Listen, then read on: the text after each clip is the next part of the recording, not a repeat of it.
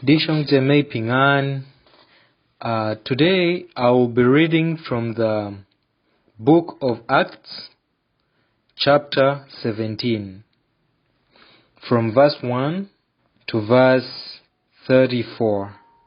When Paul and his champions had passed through Amphipolis and Apollonia, they came to Thessalonica, where there was a Jewish synagogue.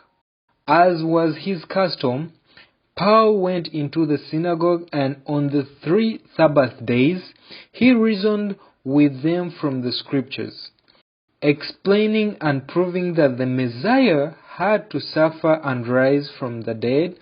"This Jesus I am proclaiming to you is the Messiah," said Paul. Some of the Jews were persuaded and joined Paul and Silas, as did a large number of God-fearing Greeks and quite a few prominent women. But other Jews were jealous, so they rounded up some bad characters from the marketplace, formed a mob, and started a riot in the city. They rushed to Jason's house in search of Paul and Silas in order to bring them out to the crowd.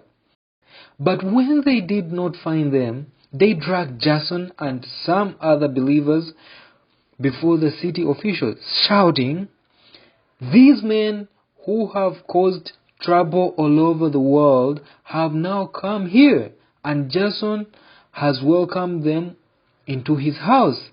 They are all defying Caesar's decrees, saying that there is another king, one called Jesus." When they heard this, the crowd and the city officials were thrown into turmoil. Then they made Jason and others post bond and let them go.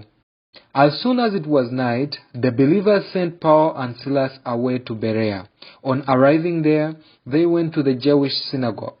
Now the Berean Jews were of more noble character than those in Thessalonica, for they received the message with great eagerness and examined the scriptures every day to see if what Paul said was true.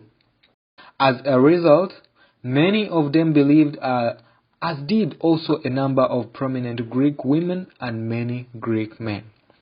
But when the Jews in Thessalonica learned that Paul was preaching the word of God at Berea, some of them went there too, agitating the crowds and stirring them up. The believers immediately sent Paul to the coast, but Silas and Timothy stayed in Berea. Those who escorted Paul brought him to Athens and then left with instructions for Silas and Timothy to join him as soon as possible. While Paul was waiting for them in Athens, he was greatly distressed to see that the city was full of idols. So he reasoned in the synagogue with both Jews and God-fearing Greeks, as well as in a marketplace day by day with those who happened to be there. A group of Epicurean and Stoic philosophers began to debate with him. Some of them asked, "What is the babbler trying to say?" Others remarked, "He seems to be advocating foreign gods." They said this because Paul was preaching the good news about Jesus and the resurrection. Then they took him and brought him to a meeting of Areopagus, where they said to him, "May we know what this new teaching is, what you're presenting to us? You are bringing some strange ideas to our ears, and we would like to know what they mean." All the Athenians and foreigners who lived there spent their time doing nothing but talking about and listening to the latest ideas. Paul then stood up in a meeting of the Areopagus and said, "People of Athens, I see that in every way you are very religious. For as I walked around, looked carefully at your objects of worship, I even found an altar with this inscription, 'To an unknown God.' So you are ignorant of the very thing you worship, and this is what I'm going to proclaim to you. The God who made the world and everything in it is the Lord of heaven and earth, and does not live in temples built by human hands. and he is not served by human hands, as if he needed anything. Rather, he himself gives everyone life and breath and everything else. From one man he made all the nations, that they should inhabit the whole earth, and he marked out the appointed times in history and boundaries of their lands. God did this so that they would seek him and perhaps reach out for him and find him, though he is not far from any one of us. For in him we live and move and have our being. As some of you own poets have said, we are his offsprings. Verse 29. Therefore, since we are God's offspring, we should not seek that the divine being is like gold or silver or stone, an image made by human design and skill.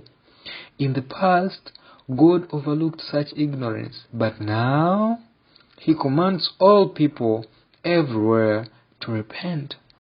For he has set a day when he will judge the world with justice by the man he has appointed. He has given proof of this to everyone by raising him from the dead. When they heard about the resurrection of the dead, some of them sneered, but others said, "We want to hear you again on this subject."